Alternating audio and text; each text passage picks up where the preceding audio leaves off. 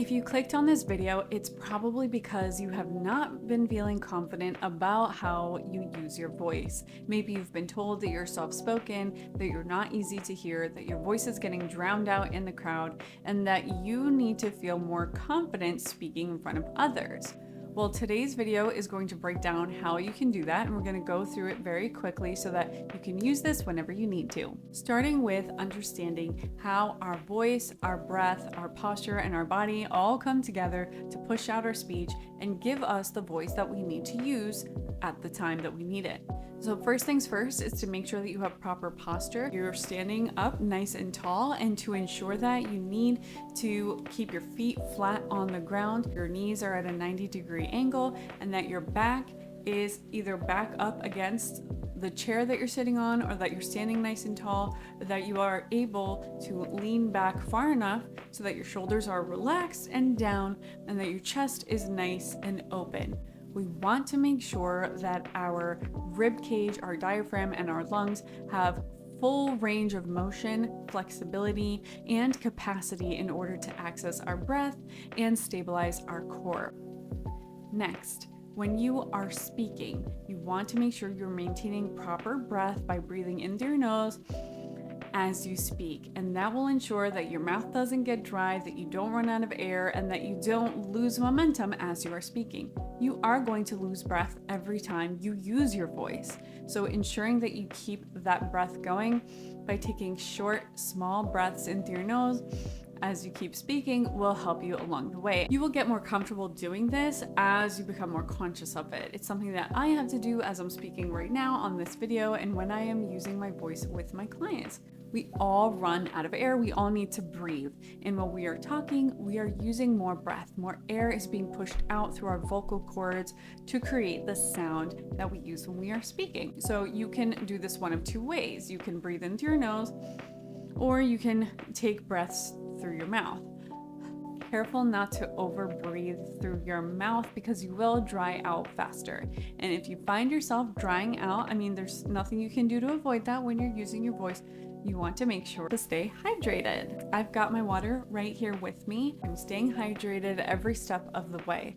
I'm also making sure to avoid any coffee or black tea, anything that's going to dry me out, because at this point we need as much moisture as we can possibly get. I'm also being aware of how my body is feeling, if I'm well rested enough, if I ate well, if I am in good spirits, if I have the energy that I need to project and use my voice, and also anything that might have happened before or that I'm stressed out about coming after that might be impacting my voice. There's a lot more that we can get into in terms of vocal hygiene, but I'll save that for another video. Now that we have ensured proper posture, breath support, and hydration, it's now time to think about tapping into that voice.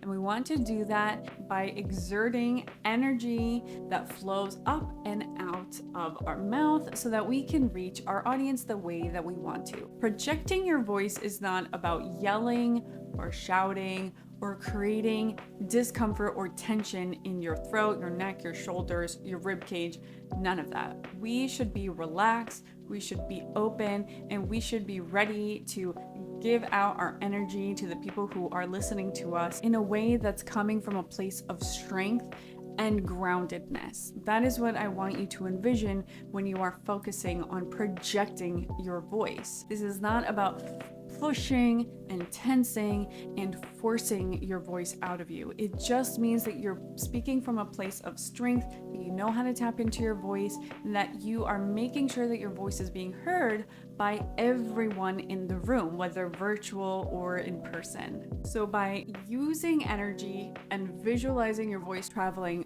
up and out of your body, we are going to use some key phrases to practice with, and then you can start thinking about how you're going to utilize your voice and projection and volume in your own speech. We're going to start by saying hello. We're going to do this by taking that deep breath in through our nose, and then on the breath out, we will say hello. Okay, so follow me. Breathe in. Hello. Let's do it again. Breathe in. Hello. Do you feel the difference when you do that? You feel the breath like physically leaving your mouth as you push the air forward that you have just taken in. So let's do it one more time. Take a nice deep inhale in through your nose. Hello. You can see the difference that it makes versus approaching it that way and approaching it without a nice deep breath. Okay, so we've got hello versus hello. On the second attempt, I'm accessing breath that I already have in my reserves, which is not as momentous as when I'm taking that deep breath in, hello, and I'm pushing off from that place. Now, you can't always do this. You can't start every single word that you say with a nice deep breath in, but you can use that first breath to help you get a few words in, and then you take another breath, and then you keep going a few words in, and then you take another breath. You have to keep breathing in order to speak because you will eventually run out of air. And we want to avoid speaking from a place that is shaky, that is not on solid ground, that feels weak, that doesn't feel strong. A hydration break. So let's try this with a longer phrase. We're going to introduce ourselves and say, hello, my name is blah, whatever your name is. I'm going to say my name. So we've got hello, my name is, and then your name. So that's 5 words that we are using after we take that nice inhale in through our nose. Ready? We're going to start with that nice deep breath in. Hello, my name is Diandra. Did you feel that? Okay, let's do it again. Take another deep inhale in through your nose. Hello, my name is Diandra.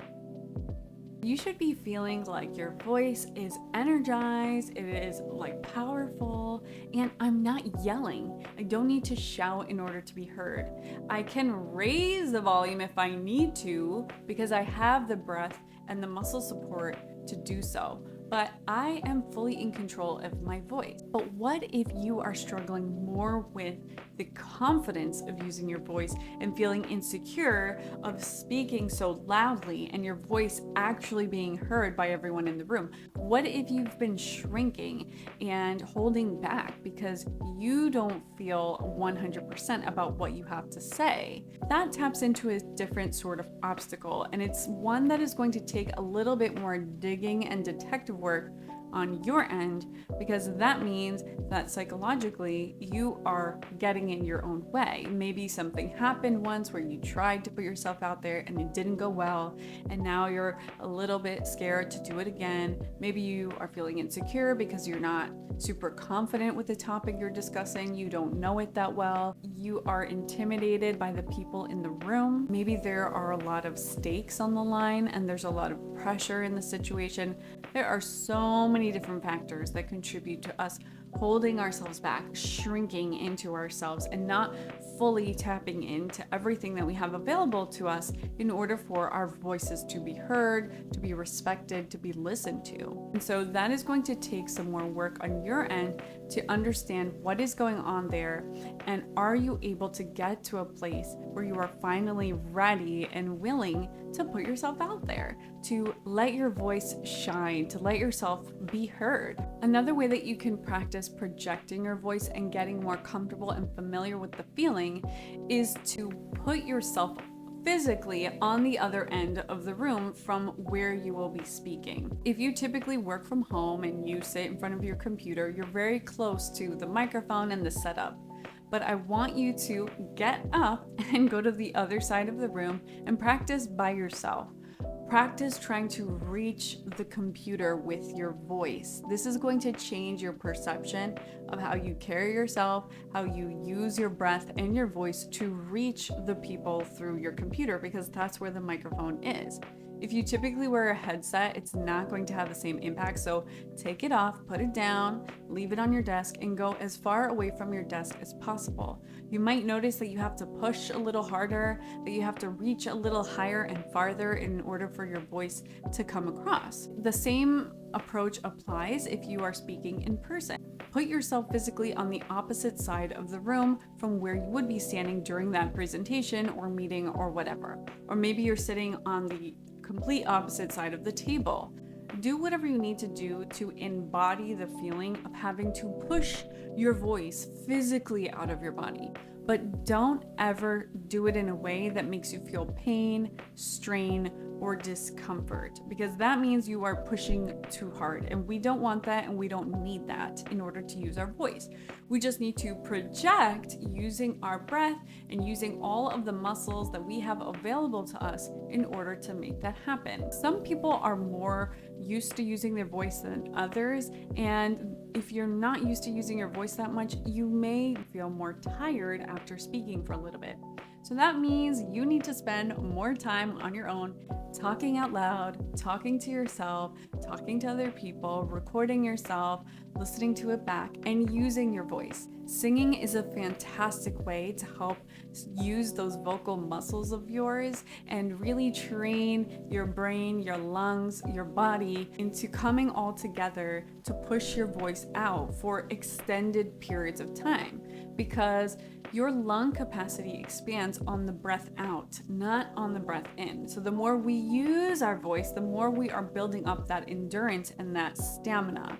So try these different techniques and approaches and let me know if it helps. Feel free to leave any questions or comments down below, and I will try my best to get back to you. Thanks so much for watching, and I will see you in the next one. Bye.